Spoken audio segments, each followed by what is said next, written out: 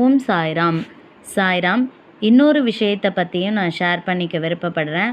அதாவது ஒரு குடும்பத்தில் ஒரு ஆணுக்கு இந்த மாதிரி ரெஸ்பான்சிபிலிட்டி இருக்கும், ஒரு பொண்ணுக்கு இந்த மாதிரி ரெஸ்பான்சிபிலிட்டி இருக்கும் அப்படின்றத இருக்கும்.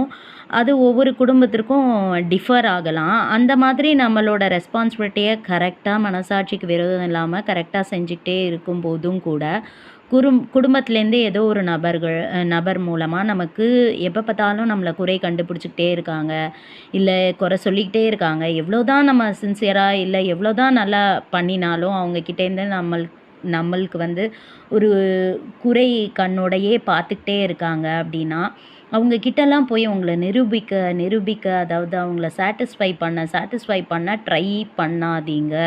அப்படி பண்ணுறீங்க அப்படின்னாவே நீங்கள் அங்கே தோற்று போகிறீங்கன்னு அர்த்தம்.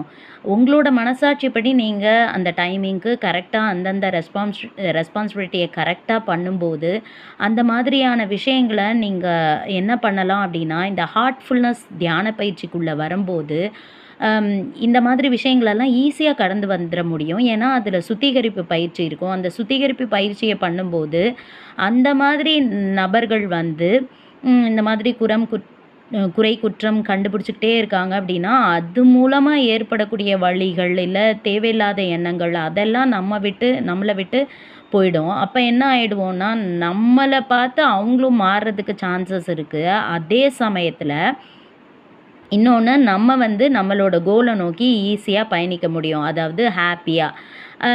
இதெல்லாம் வந்து நிறைய பேர் நிறைய ஃபேமிலியில் நீங்கள் சந்திச்சுட்டு இருந்திருப்பீங்க. அதனால தான் இதை வந்து நானும் இது மாதிரி சந்தித்து இப்போ தான் நானும் இந்த பயிற்சியெல்லாம் எடுத்ததுக்கு அப்புறம் தான் எனக்கும் அந்த இதெல்லாம் மாற்றிக்க முடிஞ்சுது.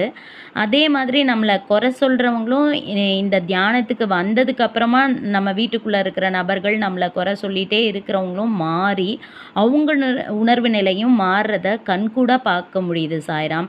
அதனால தான் இந்த ஹார்ட்ஃபுல்னஸ் தியான பயிற்சியை செய்யுங்க. நிச்சயம் நம்ம வாழ்க்கை நம்ம கண் முன்னாடி முன்னேற்றம் அடையும். ஓம் சாய்ராம்.